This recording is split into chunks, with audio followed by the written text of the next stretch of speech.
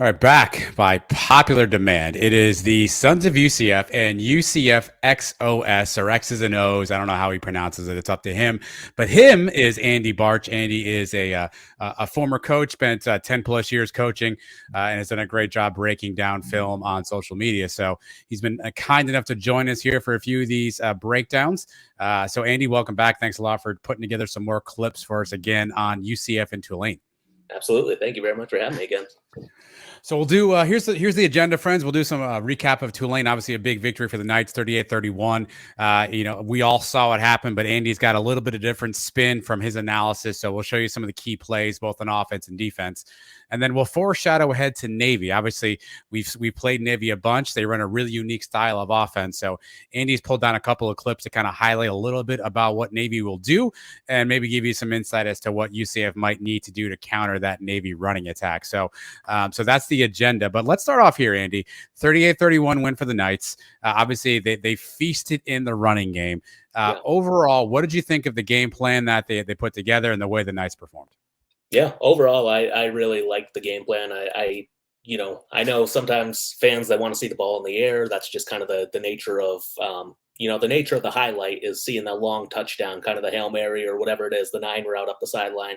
But overall, I think our game plan was phenomenal. Tulane bases out of a nickel or dime defense. They like to go light in the box, very similar to what Cincinnati's doing. They were a little bit less aggressive trying to fill the box, and they were keeping 2 high safeties most of the time and maybe rolling one here to there. But overall, it was very inviting for us on the run game. And if you just from an offensive perspective, when you're looking at what's in the box, you typically like to count how many defenders there are, and you like to, whether they were playing 6 in the box, we were probably going to run the ball on it just because it looked really good, and they keep 2 high safeties. Offensively, when you're looking at the safeties pre-snap, 2 high safeties, the offense is going to be +1 in an advantage on the run game. When it's 1 high safety, you're back to even, and when it's 0, a blitz is coming or something, and it's man on the outside, then you're -1 there. But overall, though, that's kind of just the basics of where you're looking at pre-snap, what you're trying to determine on how you're going to call the game. And I think that we got a few really early tells, especially snapping off some really long runs in the first quarter that helped us shape the way we were going to continue to play the game. Well, I have 2 questions on that. So first question, do you think this is something that Gus and Chip Lindsey and the offensive staff saw in game film and recognized, hey, we need to go kind of run heavy? Do you think this is something that they essentially were able to sort of plan for all week based on what Tulane showed on film? Yeah, I think so. Tulane's DBs and linebackers are very fast. They're very good in space. But they, size-wise, we thought that we had a bigger O-line and an advantage right there. And so I think that definitely played into it. You look at the way, Tulane jumped on Memphis. I think it was 35-0 at the half. And they had some interceptions. They had forced fumbles. I mean, they were flying all around on the field. And we know Memphis can throw the ball a little bit, and they weren't able to get anything going at all. So really that was, I think just kind of looking at their past games and just seeing, what are they good at and what are our strengths? Because we know, let's be realistic. We're not just going to be a sit back, drop back in the pocket. Again, we're not Tom Brady or Peyton Manning here. We have an athlete. It's much more, it's much more going to be like Lamar Jackson. We're trying to get him towards the edges. We're trying to get him one-on-one, whether it's one-on-one with a linebacker or D end, or we can try to go one-on-one throw. That's where we're going. So yeah, that's just kind of a lot of, I think, just being honest with yourself too, as a team, realizing that you have to do what you need to do to move the ball. Well, I'm going to ask you an impossible question now, and I know you don't have any insight. So before anybody wonders or asks, but do you think this went into the decision to start and play John and Rhys Plumlee? I mean, again, I know Gus maybe had his QB selection anyway, but does what Tulane showed on film, do you think that helped make the nod even easier for Gus to decide that he was going to give the ball to JRP? I told you it was going to be an impossible question. I told you. I said it up front, Andy. What do you want me to do? Yeah. And I know there's all this talk about, redshirting, transferring potentially, future of the program or not. That stuff, I don't know necessarily what's going on behind the scenes, what they're talking about. I know, and this is, I know truthfully that Gus loves both of them. He truly does. He cares about them. And I think that at the end of the day, he's probably realistically looking at, what do I feel comfortable with this team doing right now? I have 9 games in, or going into it was 9 games in, and you would had, 7 or 6.5, 7.5 games, whatever it is, calling with one guy, and you felt comfortable, and the team was starting to gel and starting to click there. And I think that really helped, play into the factor. Not necessarily that you can't lose your job to injury, but it was more, the O-line has started to roll. And I think that when the O-line's rolling and you can add in another runner, I think that helped play a part of it. Yeah, we're going to get to the running game. We're going to get to the O-line. But the first clip we're going to show right now, this is actually a pass play. So obviously for, for a lot of what, UCF wants to do, certainly there are opportunities, I think, for fans, and we kind of pull our hair out at some of the passing plays, some of the throws we make. Here's a pass play. This is early in the game, if you can tell by the clock there. I'll just let it kind of run full time. But as you're looking at right here, Andy, take us pre-snap. I think we're about to see O'Keefe go in motion, and you've got a Tulane defender circled there. What are you seeing pre-snap? Why is that defender circled for you?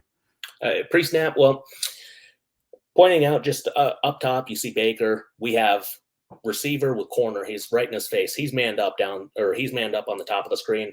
Everybody else is pretty tight right now. And we're not really sure if he's going to be the defender who's circled right now. Is he a box defender? Is he going to be stopping the run, or is he going to try to flare out for the pass?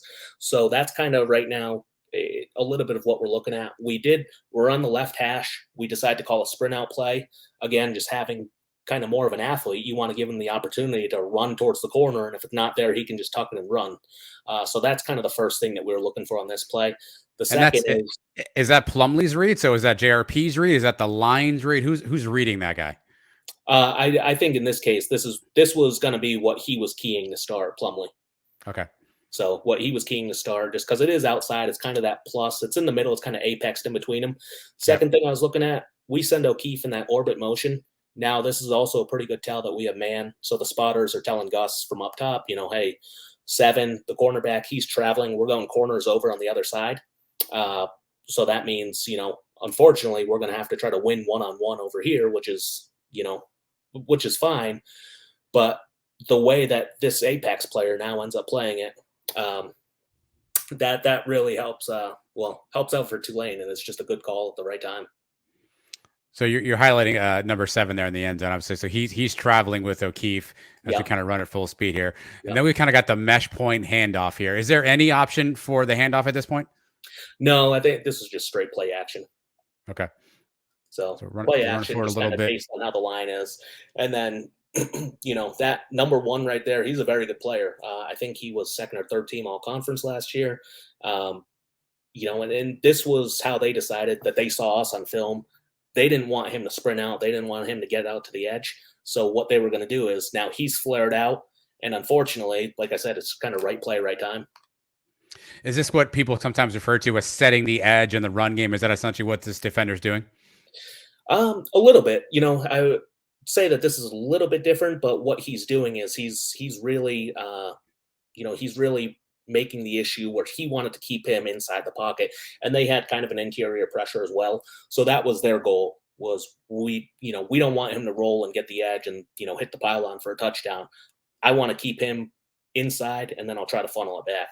So unfortunately, it's one of those things, ball gets tipped. He makes a great play. It's a great call. And that's where we're trying to go right there.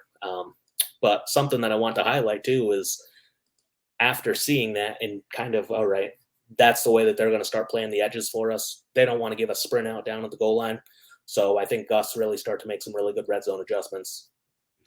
So how much of this is, and again, this is no knock on JRP, right? But we've talked about, he basically took 2 years off from the quarterback position, right? Yeah. He's 8-9 games into playing quarterback again.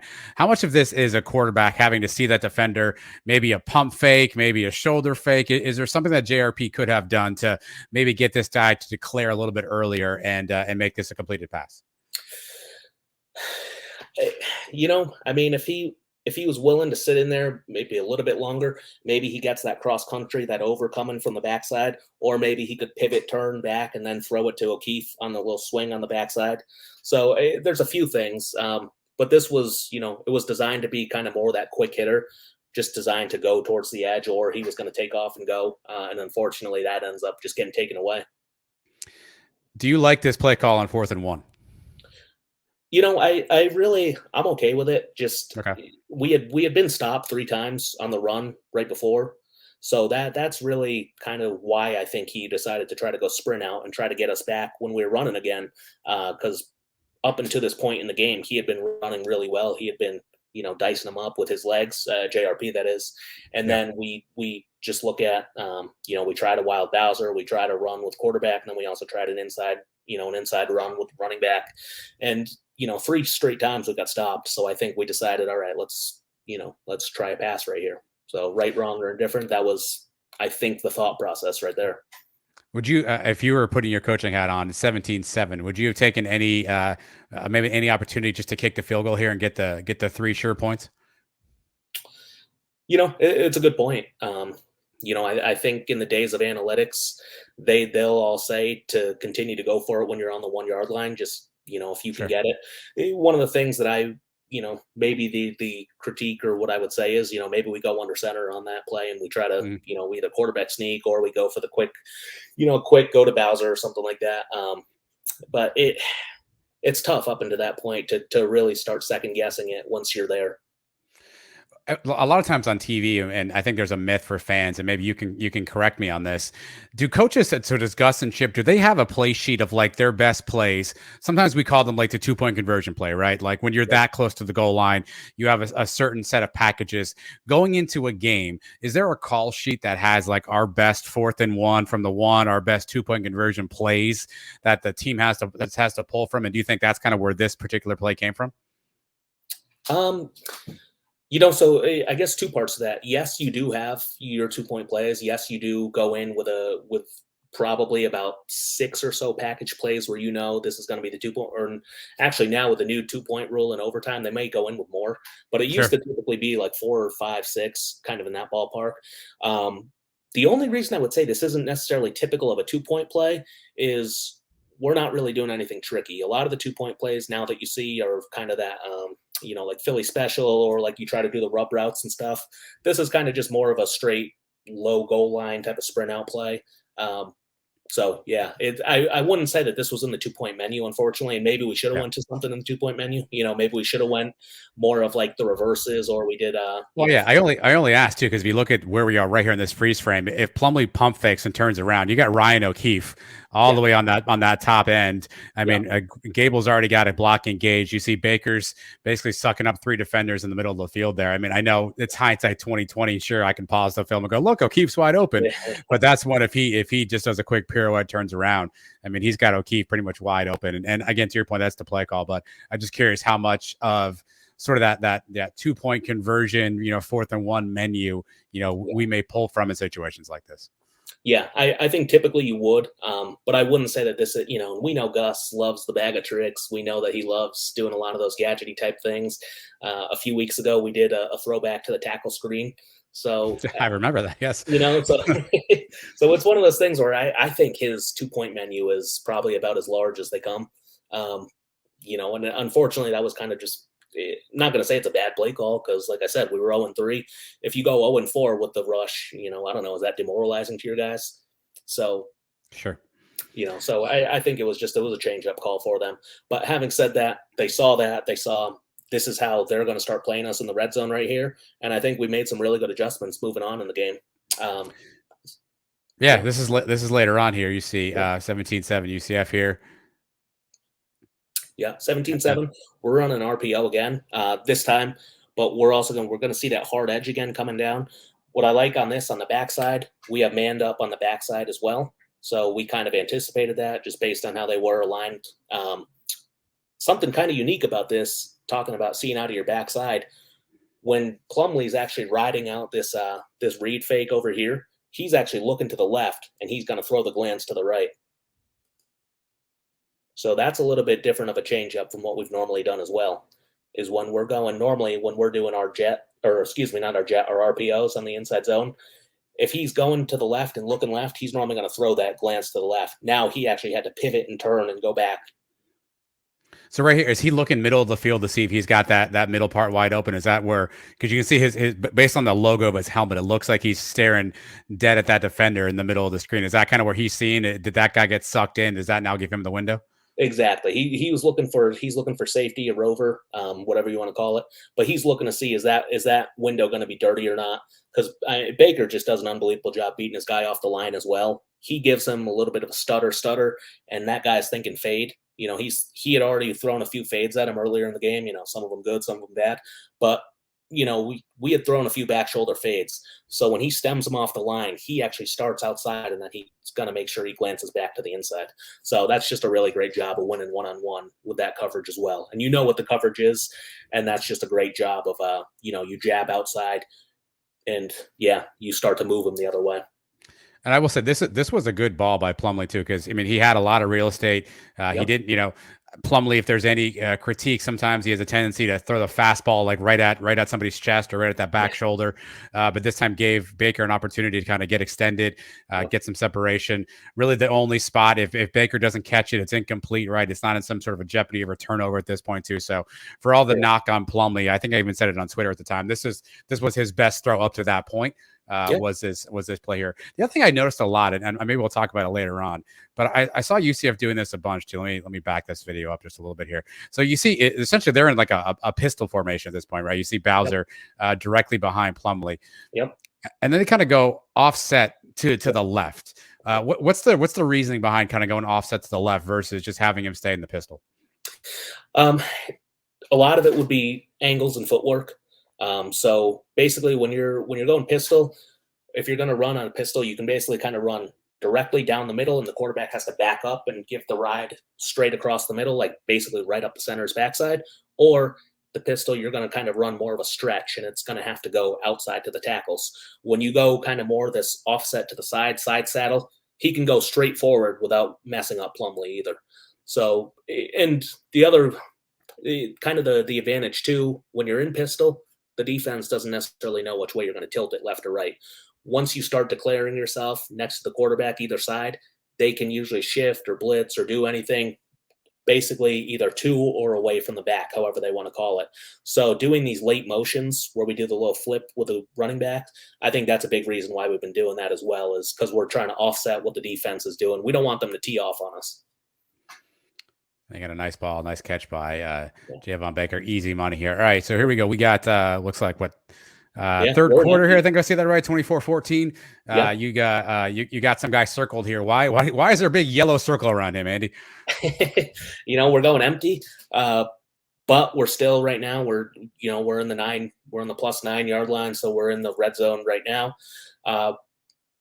We're rolling it again where we're thinking, okay, how are they going to start playing our edges? Or is this guy going to set the hard edge? Because he's apexed. Now, he's not over Alec Holler. He's kind of on the inside. So if Holler's going to make a play at him, he's really going to have to go down inside.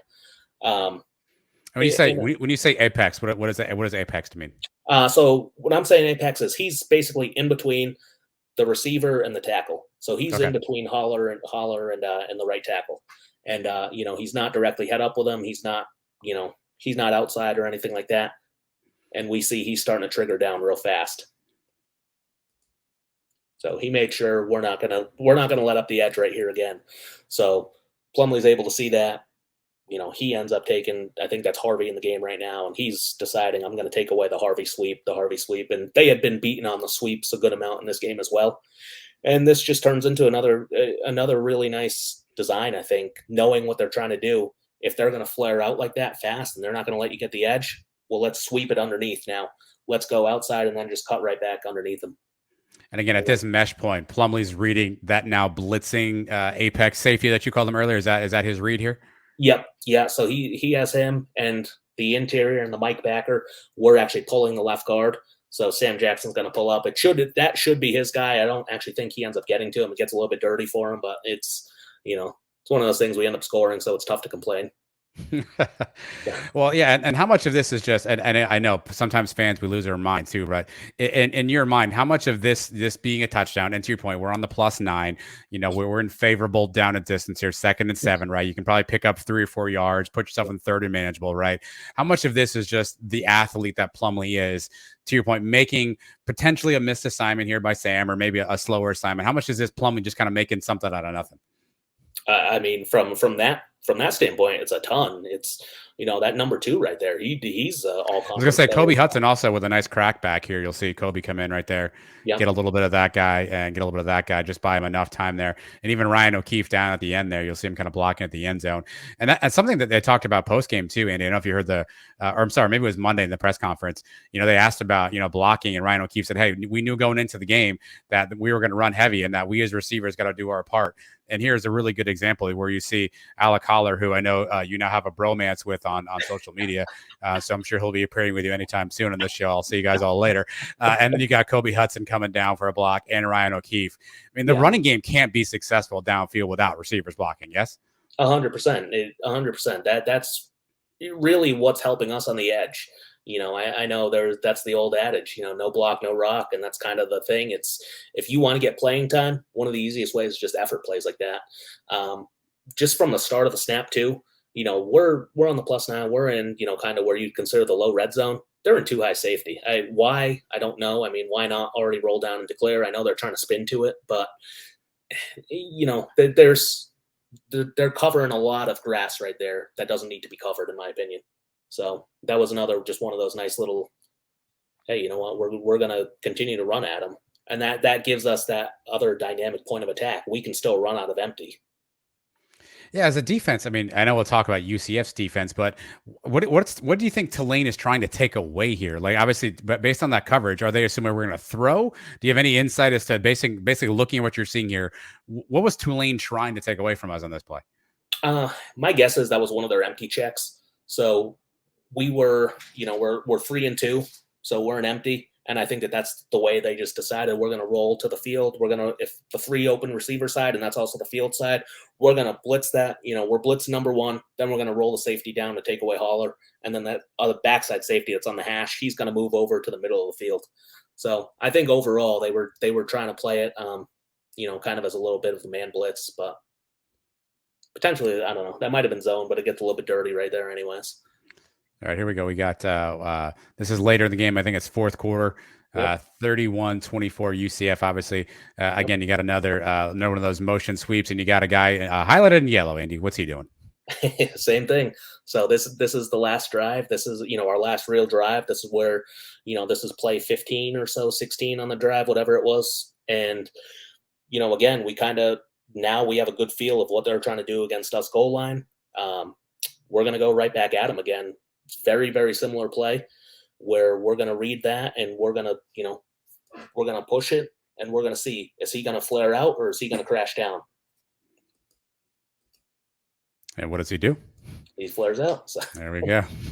and that's kind of one of those, that's kind of one of those, I think, where, again, it's, we can hammer that 4th and 1 call or whatever it was, saying that's a really bad play call. And then we had, what was it, 5 straight red zone trips after that, or 4 red zone trips after that, where we end up scoring. So, it's you take what you can get out of the defense. It's not always what you want to see, but sometimes it's just the way the defense is game planning you. And how much of this call do you think is predicated on, what you saw previously? To your point, we were in this situation earlier in the game. Is this something where you think Gus and Chip say, hey, you know what? That rolled last time. Let's do something similar. Is that sort of how sometimes these play calls come in and how some of these decisions are made? Yeah, I think in Gus's mind, this is me personally. We're running power read again. The backside guard's pulling, quarterback's running off that. I think Gus knew in about the second series of the game that he won the game offensively. As long as we're not fumbling the ball, as long as we're not doing that, he knew that they were going to need to make an adjustment, and they never did. So I think that's people.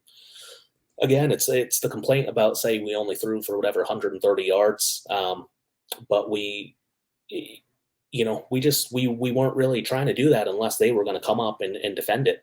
And especially in a lot of their zone, when they have their linebackers who are in the middle, they're really making that a muddy throw in that middle window, in that intermediate area. And that's kind of, I was tweeting somebody, they said, why don't we throw the intermediate throws? Wouldn't that help us? And I was like, well, it could help us, but the way that they were playing defense is, now we're trying to throw into a zone. We're trying to throw where there's bodies. And no, I mean, yeah. So like I said, you just take what you give them. Here's another kind of montage of some of the longer runs that UCF had. This is very early in the game, 13:47 to go in the first quarter here. What are you seeing here as this play develops? Yeah, it's almost the exact same structure as one of the touchdown runs. We're not pulling the backside guard this time, but it's kind of outside sweep, kind of back away. And, again, they're playing almost the same exact structure, right? They're playing open field structure the same as they were playing red zone. To me, that's flawed, the way that they're calling that on the defensive side. So I think that your open field calls got to be different than your red zone calls. The way they play this, though, is they start fast flowing away with I don't know if that's Harvey or Richardson, but basically we're going back away, and then the line is blocking. They're taking their wave left. So it's some people call it bash when you go back away against the grain. So it's a little bit different than outside zone. Inside zone and outside zone, the line is blocking the same direction that the running back's going. This time now with back away, now we're sending the back opposite. So it's kind of a little bit messes with your reads too when you're on the defensive side. Yeah. What is Plumlee reading here pre-snap? I think on this side typically he would either be reading one of the backers or one of the ends. Right now, I think he's looking at the middle backer, I think that was number 2. I think he's looking at middle backer right now just because we started blocking up the end. And obviously a huge tunnel opens up, and yeah, that's where that athletic speed comes in handy right there. Yeah. All right, what are you seeing here? Again, looks like I'm seeing a theme here, Andy. Seems like we're doing a lot of the same stuff where we've got guys spread out and we're sending a guy in motion. What are you seeing on this play? Yeah, same thing. So right now we actually had back right, so it was 3-by-1 with the back to the right. They were in a 5-man box, so very light box with that apex over there in the middle side. But what they were also doing was blitzing the backer. So this turns into a really hard situation where that apex, when you send a fast running back out like that, we call that a fast 4 because now he'd be the 4th guy on that side. So somebody over there has to make a switch. So right now, when he was on the other side, on the left or, defensive left of Plumlee, that safety on the backside, he had him if he was going to flare out for a pass or anything like that. But because he just went fast to the field, now that apex either needs to jump over and take him or the other safety needs to roll down and he needs to roll back. So you saw that briefly there. You saw him like shuffle his feet to kind of acknowledge in that direction there. Yeah. Right about there, where you saw both those two guys move in tandem there. Yeah. And so, right now they're just in an out leverage position. Again, if they were to make a push call or somebody were to have taken it, he wouldn't have had to fly out of the box like that. And you got this poor player has a yellow circle around him. It's tough to play like that, Andy. Why is he circled? And that's the player I was saying. So he had the running back when he was on the other side of Plumlee, but because he went fast to the field, now there wasn't a push call. The guy who Haller's blocking, if that guy would have made an exchange and then he actually took the outside, they would have been in a better position. Or if the other safety would have rolled down, they would have been in a better position. But instead, it's so tough to communicate from that depth. It's a lot easier when it's a linebacker in a corner and you're standing next to each other on the depth. But when you're at way different levels, that's very, very tough to communicate from safety back. And that's kind of what you're illustrating here on the diagram. Yep. And so this is, we went 3-by-1 open a lot more than we have all season. And I think part of that is we knew what we were getting defensively. Typically we either were in kind of that 7-man interior box with the 2 receivers outside, and then we kind of have 7-man inside, and we're blocking it up pretty strong. But this time we decided to roll it, and we decided to go open. So, 3-by-1 open, and we were running, again, that back away concept where we're going, backs going one side, quarterback's going the other side, and we're either going to sweep it or we're going to pull it. All right, what do we got next here? Yeah, same. So this is what we're looking at. This is what you highlighted before. We bump the back late. We flip him late.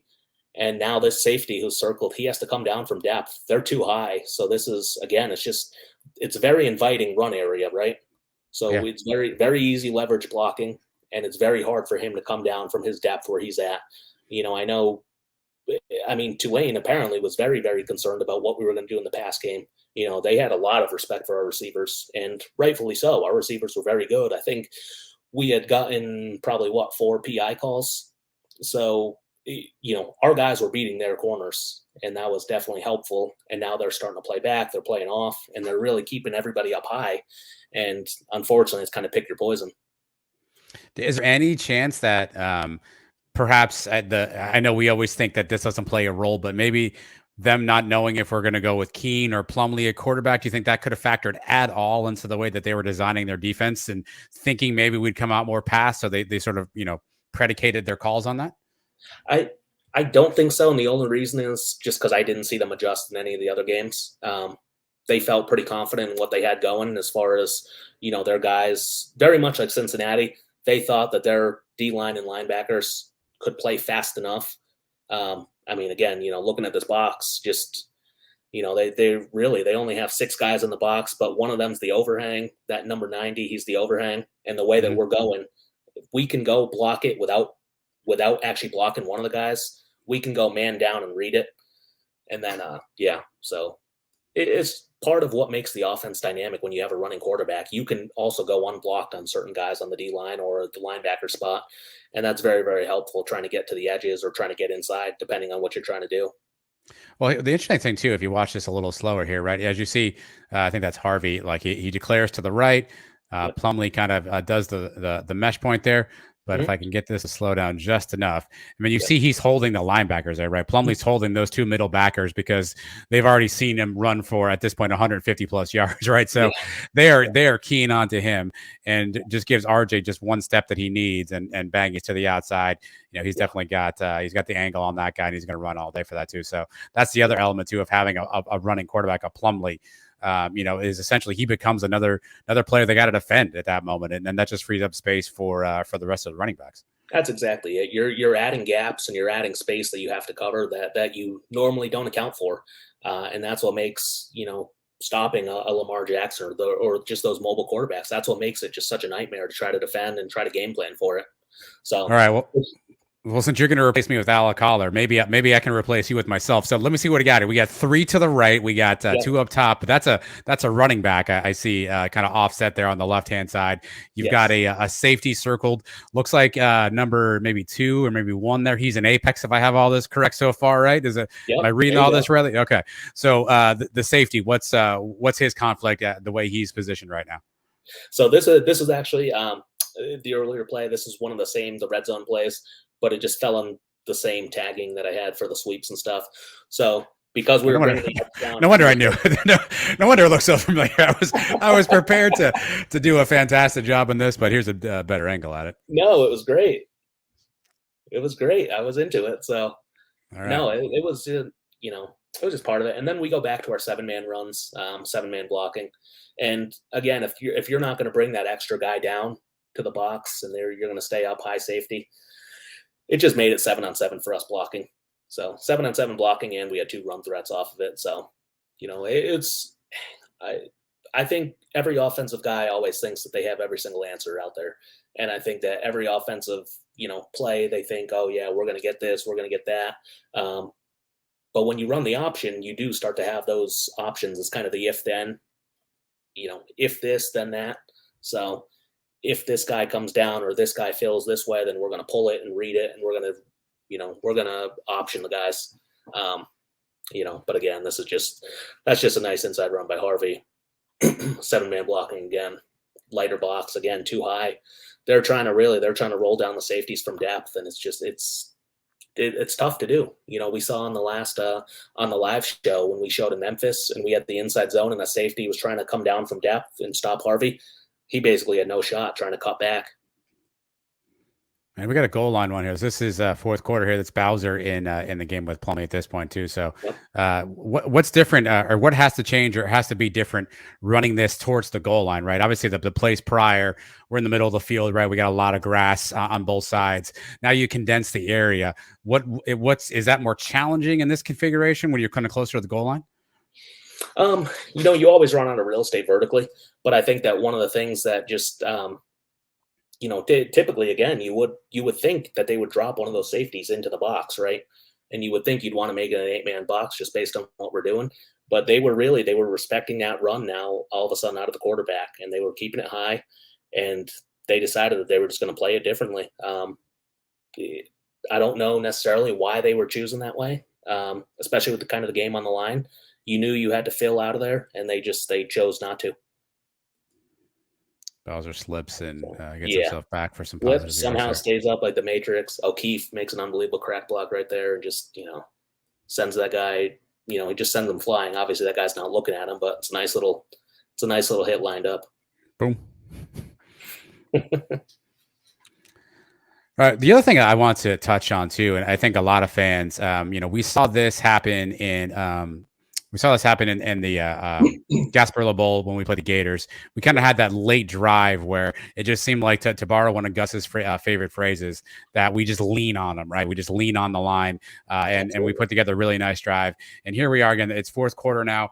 It's 11 minutes to go. We get the ball back here. And this is one of those, Gus Malzahn lean on him drives, really highlighted by Isaiah Bowser. And so I want someone to really look at this particular drive and just understand, what makes this so successful? What made, this particular series of plays so successful here? So here we are, set the scene, fourth quarter, about 11 minutes to go. What are you seeing here pre-snap from UCF? Yeah, fourth quarter, start of the drive. We know that we're trying to juice the clock and run it down. 7-man protection again, so we have 2 receivers on the outside, but everything else we're packing it inside because we know we're going inside run right here. And again, Tulane they don't adjust. They keep 2 high safeties, a 7 in the box, and so we know we're blocked out pretty good, or we should be at least, unless somebody beats us. On this play, ended up having they do a little bit of a run blitz, and we did a really good job right there with the right guard actually helping out at the center. He helped Matt Lee. He chips away, and then kind of passing back the blitzing backer to Matt Lee. And then, just great exchange. This is what I'm talking about when I'm saying the O-line is really starting to click and really starting to get better week by week by week. And it's happening at the right time. Yeah, it's hard to see. Unfortunately, we don't have a zoom in shot of that too, but you can kind of see that late run blitz coming on that right side. There's the guy right there, sort of coming in. One question I had too. I asked this on Twitter. I have no idea if this is just a schematic thing. I have no idea what it is, but I feel like I've noticed of late Bowser does that really high exaggerated leg kick right before he catches gets the handoff. Is there any specific coaching point for that, or is that just like an idiosyncrasy from a player? I don't know if that's going to be a coaching point. The only thing I can think of is he's potentially trying to make it look like another play. He's potentially trying to make it look like counter, where he's going to take a jab. I mean, he's like Ken Griffey in the batter's box, man. And that leg comes up like he's ready to slam a fastball in that one. I notice he definitely does that more exaggerated, I feel like, than I saw him do it last year. But again, it's kind of same thing again here. This is a very next play, it looks like, based on the clock here. Yep. Let me get that forward again. Yeah. There's the first play. Bowser tackled. Yep. Very next play. I mean, is it the exact same play, essentially the exact same design?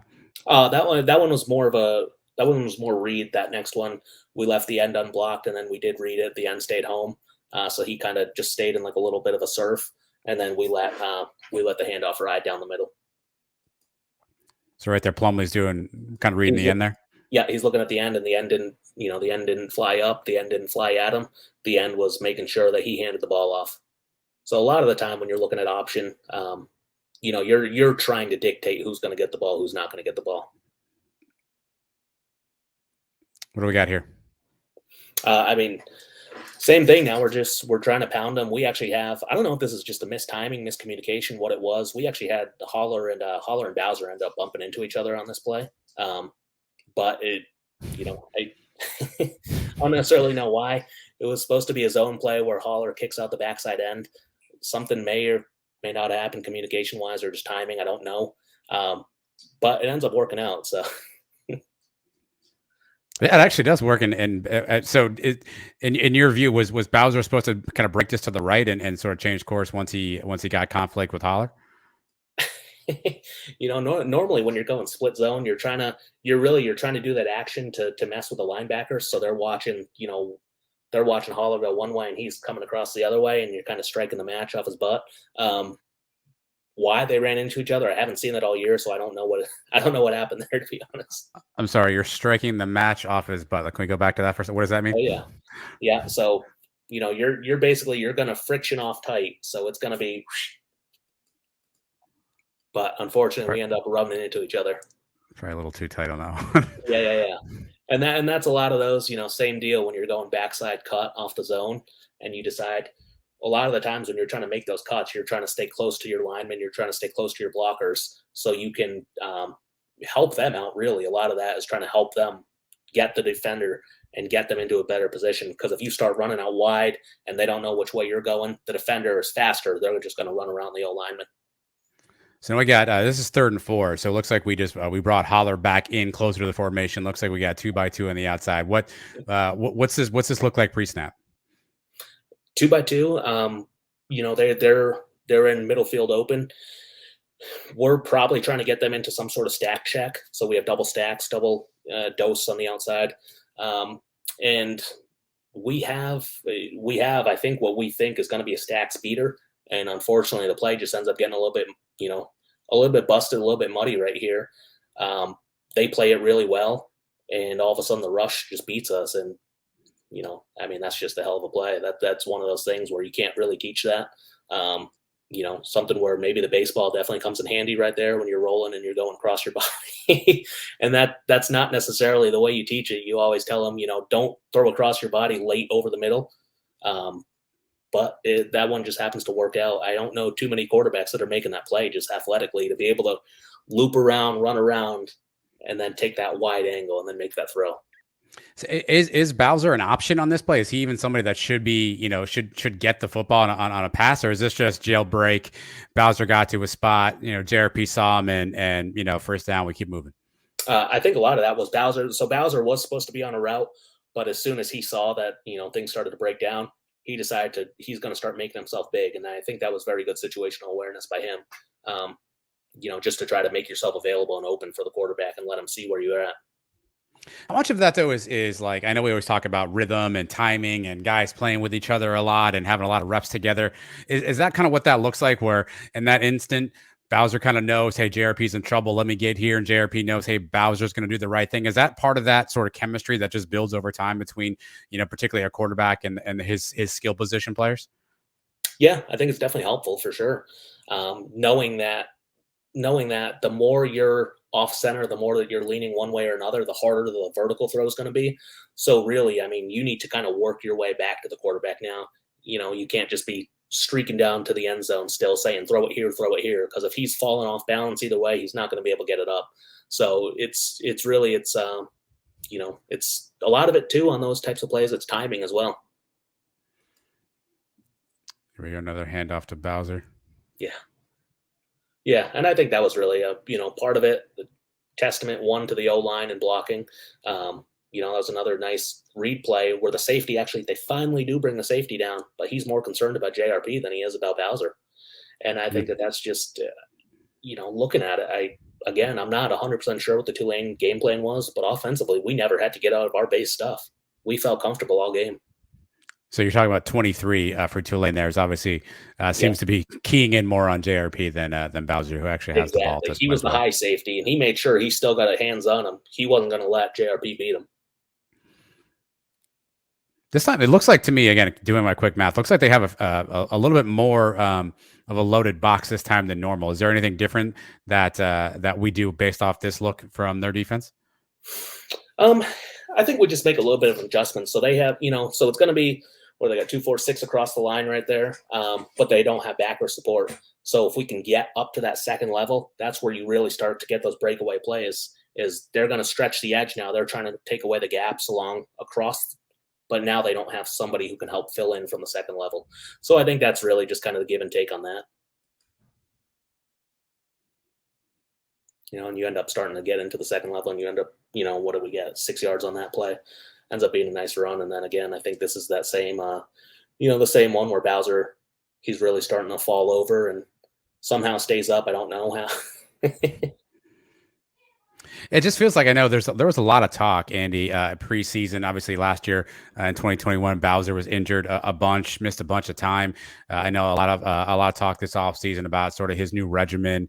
He was doing some yoga, he was doing Pilates, right? He was trying to keep himself flexible and pliable. Is that the reason you do that, right? For a moment like this, a game like this, where you can then, to again borrow the Gus-ism, where you can lean on Bowser to make these plays because he's going to be fresher, he's going to be able to take these hits.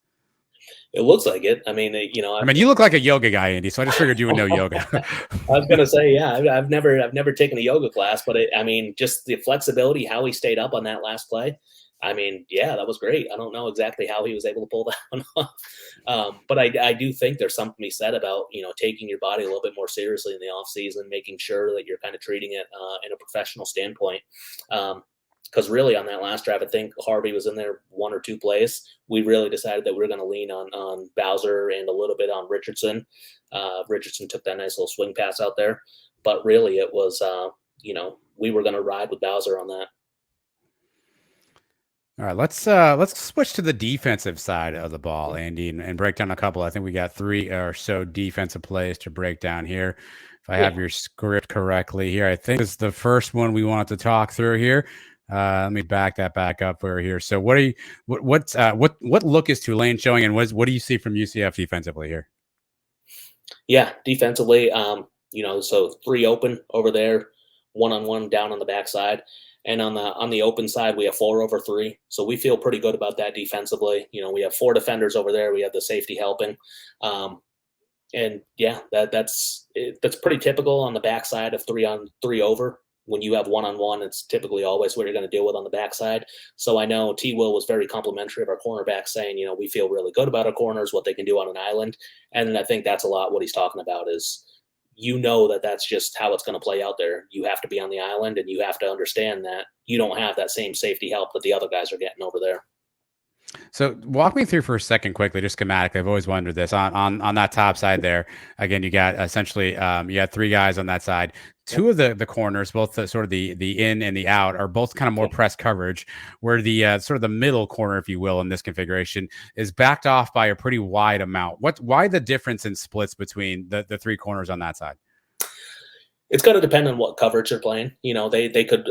So you can split the field down the middle, basically from the center, from one side to the other side, and you can play different coverages, front side, back side. So back side, you can take it as a man coverage, and then front side, you can play zone to it. So a lot of that, you could have that outside corner, and this is just another one of those. It's not 100%, but 90% of the time when you have 3-by-1 open like this, you don't throw to number 1 wide, or you don't throw to him deep. Normally, if you're going to throw to him, it's on a drag, it's coming back through the middle, it's on a screen. They normally don't make that throw deep down the sideline just because that's a very long throw. So a lot of the defenses will actually turn that into 1-on-1 right there, and you play that man with your corner, and then you play really 3 over 2 on the other 2 receivers. So you almost basically get them out of it, and you just look at it like that. You're just going to cover those 2 right there. Well, at the snap, so you see Tulane's motioning the back now to that wide side there. Yeah. And this is what you talked about last week a ton, was that Tulane liked to stretch the edges, liked to stretch the field. That they had some athletes, they had some speed out there, and this is exactly what you kind of showed last week from that standpoint. Yeah, that's kind of exactly what we thought was going to happen. That they were going to really try to flare out the backs, and they were going to really try to just get it to the backs out of the those quick screens or even like these little quick jet type plays, and that's an extension for what they feel of their run game. That's kind of their outside run game right there, to give them a little swing pass. And great job by the corner. We have a little bit of a cloud corner, so he's the force guy on the edge, and then we're rolling back with the that safety was rolling back. So that's, I think, why he was offset, like what you were talking about prior. But this is just a great job by the corner recognizing it. and Well, then filling I in. think that's Kobe Perry if I look at the body type correctly, and I didn't realize this until I got paused it here. He's got to run a good 20 yards to make this tackle, right? So he's at the top of sort of like that Tulane wave right there, and Yeah, he's kind of making a beeline too. So he's going to support that too. But then you got the corner kind of breaking off there as well too. So even if he gets past him, you see Kobe is in really good position as well too. So that was actually yeah, great coverage across the board. It looked like that was a great one-on-one individual play, which it was, but yeah. I didn't realize on the backside how many UCF defenders were already sort of rallying to the ball and sort of had that keyed in as well. I know it's easy to look at the tackle because that was the great part, but you already see Kobe Perry making a beeline for it right there. Yeah, and that's 3rd and 3 right there. It's you end up forcing it into punt situations, so it's all around. It's especially down in distance when you're talking about that type of play. That's huge right there. And there you see again. I think that's I think Justin Hodges. Brandon Adams maybe on the corner. Could have been Brian Adams, yeah. Either way, it's a good play. I'll play it full time, real speed for everybody to kind of see. But it's a 3rd down. This is a huge play. Obviously, Tulane's trying to drive, get some momentum there. And to your point, how much of this do you think is scouting, Andy? How much of it do you think is T. Will scouting, seeing the same things that you saw when you looked at film about them trying to stretch the edges a little bit, seeing this formation and having his guys ready if this is what they saw? Yeah, I think that was a good amount of it. That was also so that was 0. That wasn't Tajay Spears. That was our other running back, who he's a very good running back in his own right. But I think they were seeing him catch a decent amount of the screens, and he was catching a decent amount of these bubbles. So I think that was part of it too. Is we're thinking, hey, if we're seeing him out there and he does that little fast flare out of the backfield, expect him to get the pass out of there. All right, we got another defensive play here. Let me make sure I got the right one here. I think this is what you called it here next, Andy. We're going off a script here these days. I'm trying to do my part around here too. So let me back this up for everybody here. What are you seeing pre-snap from both offense and defense? Yeah, definitely a run formation right here. They're going heavy towards the box. And so what we're actually doing is, we're trying to fill down. You can see we only have one high safety in the middle of the field. Again, corners are going to be out on the islands. So this is basically we're trying to stop any sort of interior run right here. You see the guy go in motion here, and a couple of the guys looks like, I think that maybe Cam Moore in the end stepped back a little bit. Oh, so was that where they kind of showing fake pressure there, or is that essentially an assignment change once the I think it's number 14 flip side of the field on us? Yeah, I think part of that's going to be just by assignment. Oh, another part. So this is actually a wildcat look right here. So Pratt was actually the receiver up top. So they decided to go wildcat. They're trying to run a little jet and then they're going to run counter right here. So you don't anticipate the throw is going to happen. I'm not saying you can't throw it out of wildcat because clearly we tried to, but we sure did. but this is one of those where the defense, they were ready, they were triggering, and just from the start, I think this was just such a good job where I don't think fans always realize when we're taking the edges. Tremon Moore's brash, his technique right here is actually to cut underneath the counter blocker. So with the counter, you have a kick out and a lead blocker. His technique right here is not to try to box it and set a hard edge. He wants to get underneath it and make it dirty for the next lineman. And then Jason Johnson comes back over the top. Now he's going to fill it. And then young Cam Moore, he's going to come down and he's going to make the tackle. And that's the perfect way. And that's called the spill technique. I know a lot of the old school, when this is back in the day, I formation, things were a little bit different. They used to try to box everything and keep it boxed. Right now, we're going wrong shoulder, and we do a great job. We're dipping underneath that. We're dipping underneath the tackle, and we're going to really just make it hard for them because the offensive linemen, they're going to be stronger than your linebacker, but they're not more athletic. So he's now stretching out. He has to change up his whole steps. And now we got Jason Johnson taking it over the top, and then Cam Moore filling it again.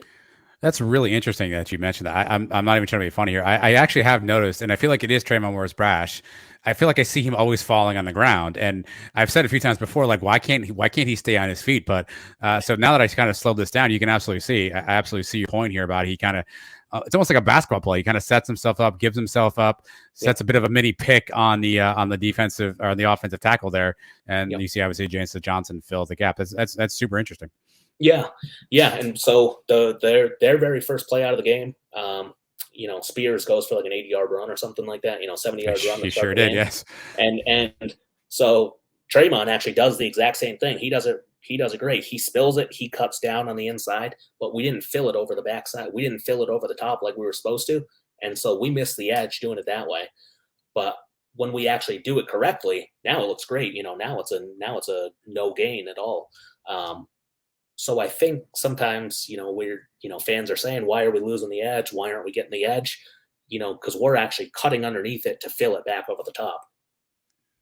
Great. So, and that's just one of those change-ups for the O-line because, again, when they're trying to chase the O-line, again, they're just not as quick or as fast as our linebackers are going to be. All right, you labeled this one Cam Moore hurry hit, and I think Cam Moore is a guy that a lot of us are excited about. Again, obviously, Bam Moore's younger brother, a local product from right there in UCF's backyard, got the start in this particular ball game. Obviously, Jeremiah John Baptiste did not play. We assume he was out with concussion protocol still. So Cam Moore, true freshman, gets the start here at linebacker, and arguably the biggest game of the year on the road for UCF. No small task for Cam Moore. What did you see specifically that he did well in this play? Yeah, I wanted to point this out because a lot of the times, younger guys sometimes they tend to try to pursue at bad angles and they try to do a little bit too much as opposed to just sticking with their assignment. This play right here, he's coming out wide, and now we're seeing there's a little bit of this weird action going on. Just to orient quickly, Cam Moore is one number 30. Looks like he's got like a black undershirt coming out of his shirt. Yep. Yeah, he's that down backer right there. Right near where the X is about to be on the field right there. Exactly. Yep. And so he's there. Perry was coming in on the blitz. For their receiver, they're doing a little bit something funky's going on. They're trying to work something. And so he does really a great job of just making sure that he stays wide. He's not going to chase it the wrong way. And if we don't get this play right here, I mean, this is potentially a touchdown because all of a sudden they had a receiver that was just wide open. He dropped it too, by the way. He catches that thing in stride or whatever, and now you have a safety trying to tackle you one-on-one with that much open space. You're probably looking at a touchdown. So that's really kind of why I want to highlight it just being a touchdown saving play, even though it's not going to show up in the stat sheet. It's not going to say it's a sack. It's not going to say it's a, INT. But it's just a all around. I think it's a great effort play and a great heads up play. He's not chasing the wrong way. He's not doing what he's doing exactly what he's supposed to do. So you're saying that he's resisting the urge maybe to try to break through and follow Kobe Perry, get to the quarterback, right? He's resisting, that urge and playing his role. Sheds a nice block there, sheds another nice block there, and gets a free hit on Pratt. And you're right. Obviously, you see at this point, he's throwing off his back foot. He's already in conflict at the lower half. As he lets it go, he's already taken one of the ribs. And obviously, I remember this play. This kid probably could have caught that on the sidelines, but to your point, it would have definitely not been a long gainer. We kind of got lucky that he bobbled this one too. But is that in your experience coaching a lot of kids in high school and sort of a lot of youth football players, how long does it take to get that instinctually? Is this something that we can as UCF fans say, hey, Cam Moore's just kind of got it, from a playing perspective and just sort of from a schematic perspective, or is this you think a good coaching point by UCF? I hope it's both. I really do. I hope that we're telling them what we're seeing right there, especially with that little trigger. So as soon as forward triggered back, we kind of zone off right there. But again, we do have somebody getting behind the defend. So it's one of those things where knowing the situation, probably with some of the coaching as well. And then it's kind of that mix between, it's in his DNA and it's in the coaching, and it just turns into a really, really nice symbiotic relationship to create a really good young defender, especially there's not too many freshmen who just immediately have impact, and that's just the truth of it. So that's a really nice job overall.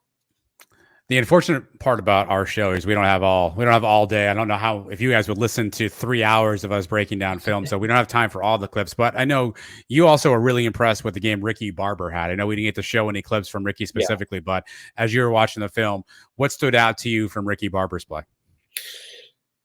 Quickness and strength. I think that's always kind of the number one thing for him, especially when you're looking at those guys on the interior, the nose tackles and the defensive tackles, the 3 techniques, the 1 techniques.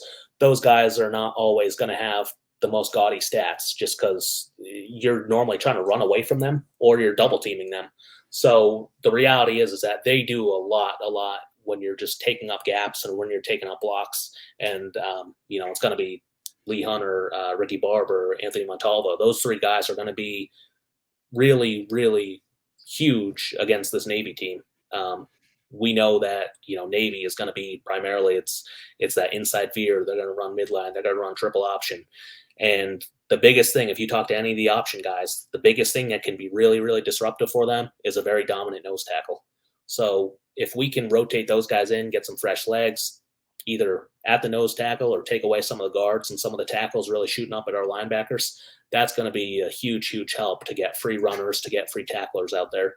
Because otherwise it's a very long day if you're just eating blocks.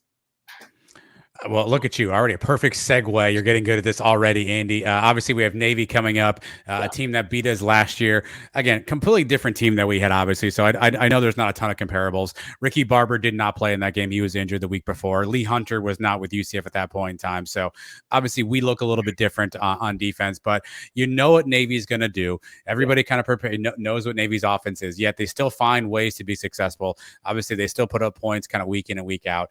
And they play with such discipline that as a defense you have to do the same. So you pulled a couple of clips from some Navy games to kind of highlight a little bit about their offense, and I'd love to kind of get your perspective on kind of what they do well and defensively, what areas UCF is going to have to play really sound in if we want to beat Navy. Yeah, I mean, it's all going to start up front. Typically Navy, so what we would consider maybe the fullback, that number 45, they call that their B back. So the two wings, the slot backs, they're A backs. This guy's a B back. Typically, your B back is going to be your best, your strongest inside runner. I don't know if you remember Georgia Tech, Sure. maybe about 10 years ago. Jonathan Dwyer, he ended up going to the NFL. He won ACC Player of the Year. He was their fullback. He was their B back, and he was ACC Player of the Year. So it just goes to show you it's not necessarily a blocking position. This is very much a first option position. And a lot of the times when you're looking at the veer and this sort of triple option, they're an account system. So one of the best things that you can do as a defense, as a D lineman, is it's not to play completely reckless, but if you can be unpredictable to what the offense is trying to block, they have rules like first inside or first outside, who they're going to read, who they're going to block. So if you can be unpredictable, if you can get some slants in there, if you can get some pre-snap stemming and late movements, you can really mess with the defense that way. Because otherwise, if you're just trying to play straight up against them, they're too good. They know exactly what to do. They've been doing this for every single day in practice. They know what to do against every type of front, whether you're running 4 down, 5 down, 3 down, whatever it is. They're going to block it up to their rules. So that's where, one, obviously, if you can be better than them, if you can be bigger, stronger, faster, that helps. But the other side of it is if you can be unpredictable to what they're doing, that's where you can really start to get those negative tackles.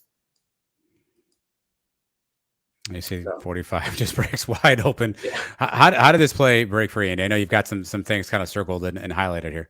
Yeah, so they're veering that guy who's kind of stumbling forward. So they're reading him. They're not going to block him. And then the next guy, 31, who's trying to put his hand on 75, trying to put his hand on the tackle. Neither one of them does a good job chipping the tackle. Now the tackle is going to have a free run at the safety. So really, and that 31 now becomes the pitch man.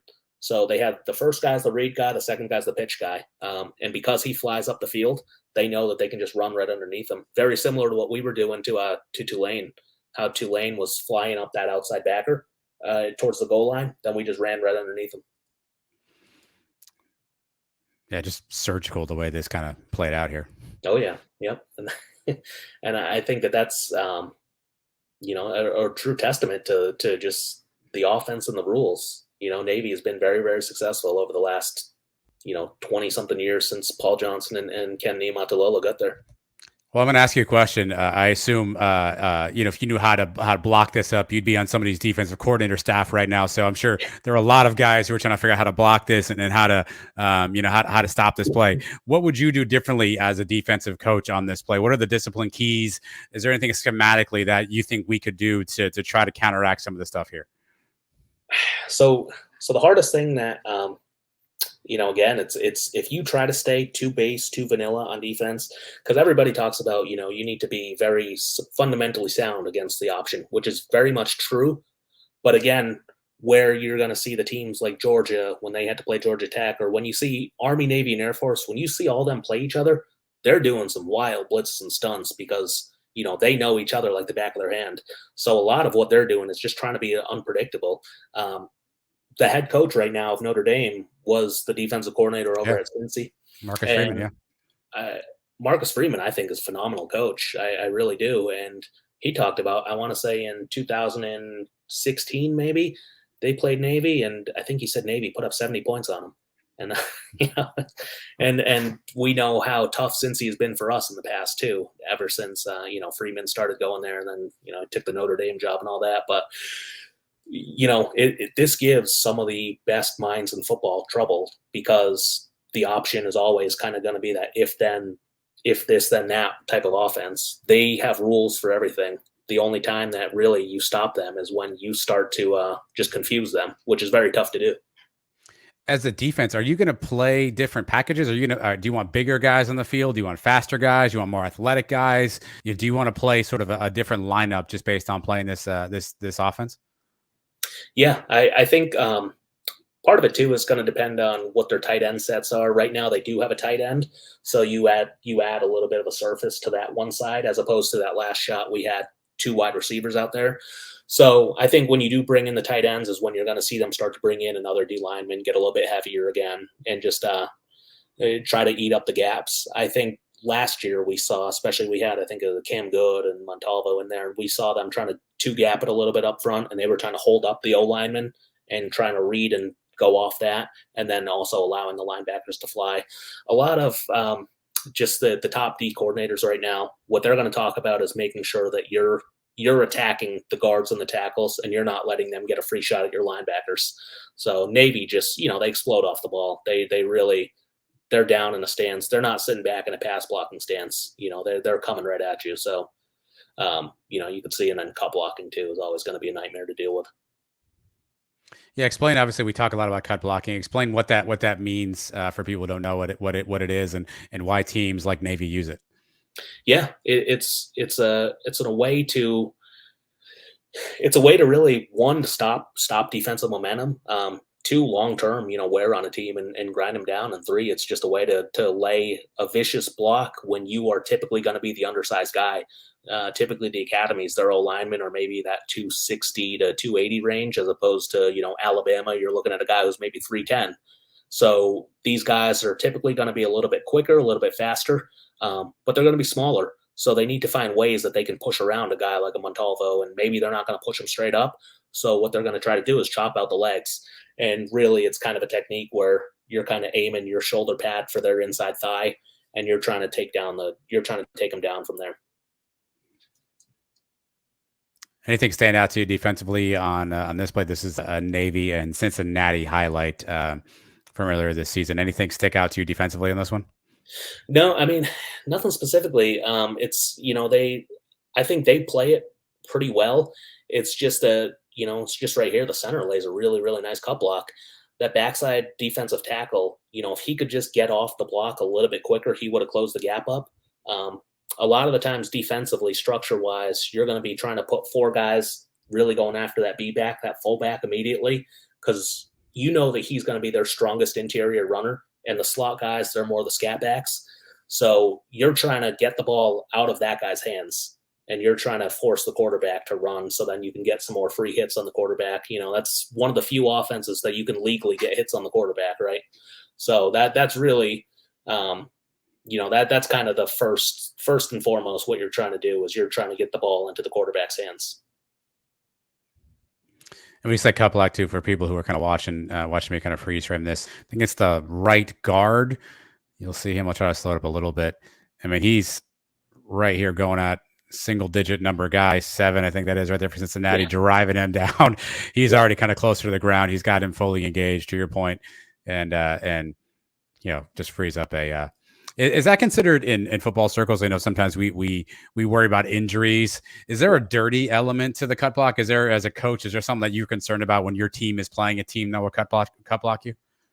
I think you're always concerned about it, but in my opinion, I have not seen an academy team try to injure somebody on the defensive front. I've seen them go for what they consider a fundamentally sound block. Maybe if it's a person that you're not expecting to do a cut block, and then that's when you see a little bit bad technique. Maybe they're aiming for the outside kneecap or something. But a lot of these guys, really, it's they're trying to play their good assignment football. I believe. All right, what do you see in this formation? This one looked a little different to me. It looks like on the left side of the line they have maybe a tight end or something. He's a little offset. He's actually a little bit in front of the left tackle there. They got two wings and obviously the B back, as you call it, and a receiver up top. What's this formation? What do you see here? Yeah, so it's basically going to be like kind of tight left or flex left, however they want to call it. Again, this is going to give you kind of that one wide side of the field and one short side of the field, one nub side of the field. So I think a lot of them, for what they're looking for up top in the box, they're also going to look and see, all right, are they going to reduce that corner down? So we have that tight end and we have the wing. Is the corner going to reduce down, or is he going to stay off like that? So the corner's staying off at the bottom of the field, and now he's starting to, kind of creep down. But in reality, he's not directly above the tight end, right? He's not trying to jam him. He's not trying to do anything like that. He's playing off, and I think that's typically they're going to start looking at that because as much as we only see them throw it, when they pass it on you, they are trying to take those vertical shots. They're trying to get up the seam on you. A lot of their passes, it's not typically going to be that lateral pass. It's going to be directly straight up the middle because they try to catch you sleeping. So if they can catch you sleeping, they're going to try to run one right by the safety. And I was saying it was tough to see the ball here, but this ends up being a quarterback keeper. Yeah, when it's all said and done. So fake dive to the B back, and now you've got essentially what could be an option play. At this point, as a quarterback, right, you're basically trying to get that end defender there right around the 40-yard line to make a decision, right? Like, are you coming for the quarterback, or are you going to take out the back or the running back? Correct. Exactly, and this is just a phenomenal. They call it the pitch relationship between the quarterback and the pitch man. So he's staying with him at like a 4-yard stretch the whole entire way. He's pacing exactly the same speed that the quarterback's pacing, and they're just riding it to the edge till finally, he's not making a decision, and they're getting about to the numbers, and then he decides he's just going to cut in on him, and that's Well, what's great too, and I don't know if it's planned, but you'll see 68 offensive linemen. He's essentially blocking his guy, staying engaged to the boundary. And because he pushes so far, he essentially ends up just picking up another chip block on that guy pursuing too, right? So he essentially takes out two on one block. Is that just luck, or is that technique from an offensive line standpoint? Definitely, there's definitely part luck to that involved. But attitude and effort right there. I think that's really what that's coming down to is, if a guy is blocking you 25 yards across the field, that's a you problem. You need to do something. That sure is. Whether you drop to a knee and you try to muck it up right there, you got to do something right there. And I'm hoping that's our defensive linemen are able to hold their ground a little bit more. But I'm also hoping that they're able to attack the offensive front. Yeah, give me your keys to the game, Andy. Offensively, what do you want to see UCF kind of keep doing to try to continue the winning ways? Yeah, Navy's defense, they're very, very aggressive. Their front seven is not going to sit back like Tulane is. But what you are going to see a lot on the backside is they're going to be playing some quarters on the backside, and they're going to be playing really almost turning into guys sitting on an island. So Notre Dame just last week had a lot of success against them because eventually quarters, you got 4 deep right there. But if you have 4 routes going out there, eventually you're getting guys one-on-one. So there's high risk, high reward what you're doing right there. And so if we can block it up long enough, I think you're definitely going to see some shots downfield. I think it's, similar to kind of like what we did against Temple and stuff. You got those long cross countries going, you got the deep posts going. It wouldn't shock me as long as we can block up their front seven. It wouldn't shock me to see us starting to go over the top on them because run wise, I think they are going to be very aggressive coming down to fill the box.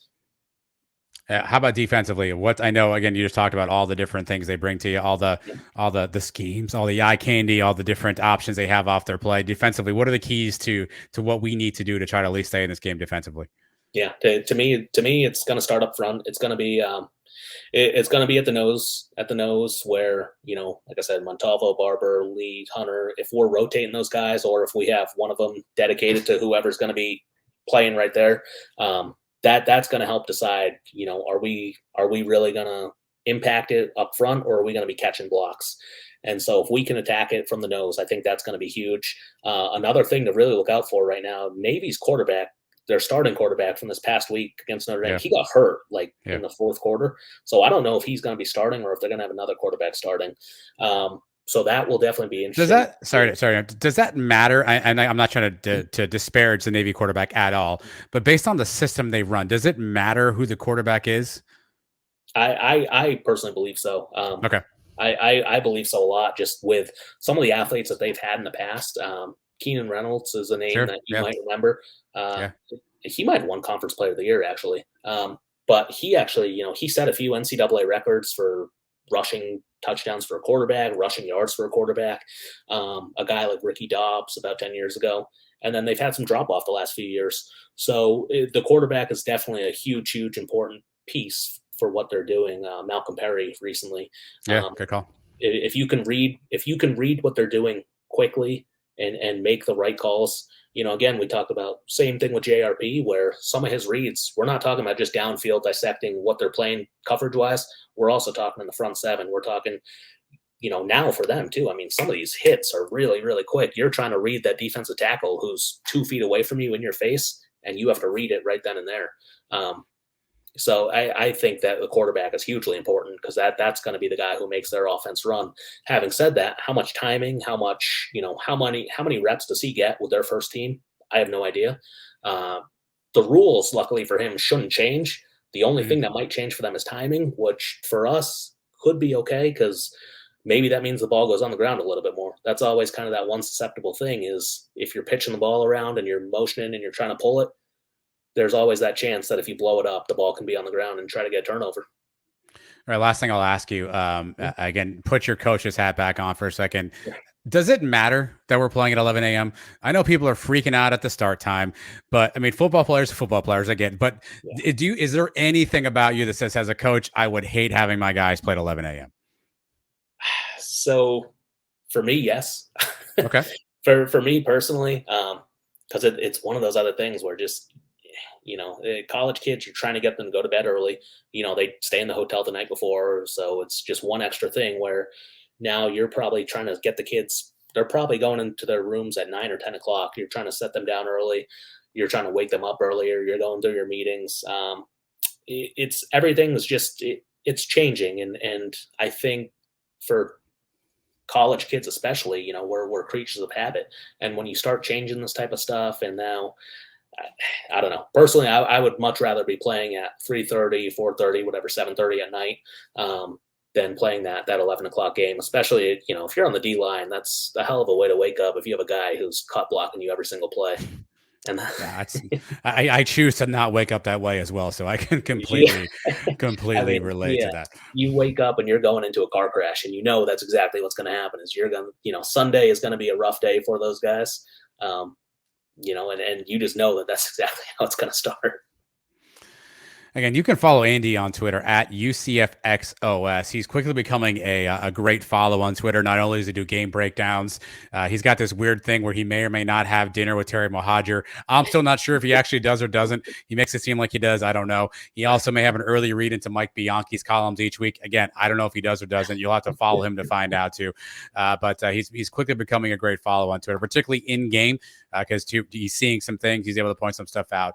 And then post game, I know you put a lot of clips out there on Twitter as well, Andy. So again, at UCFXOS is where you can find him on Twitter and social media. And again, I appreciate you taking some time out of your schedule. Another week of doing this. It's a lot of fun. I know people really seem to enjoy the insight. So definitely look forward to maybe doing this again next week. Again, make sure you're following Andy on social media. Make sure you're subscribing to the YouTube channel. So anytime Andy and I decide to, have him put his shoe collection down for a second and actually do one of these, you'll get it as soon as we're ready to launch it too. So do us those favors, and we would appreciate you. Andy, I'll get you out of here on a score prediction. Score prediction. Well, the one thing I'll say about this is offensively, you go into it, that you're probably only going to get about 4 possessions per half, which is a lot shorter than what you're getting on the other side. So I don't know, do the math. Say if you score 3 out of 4, I don't know. Let's call it 38-24.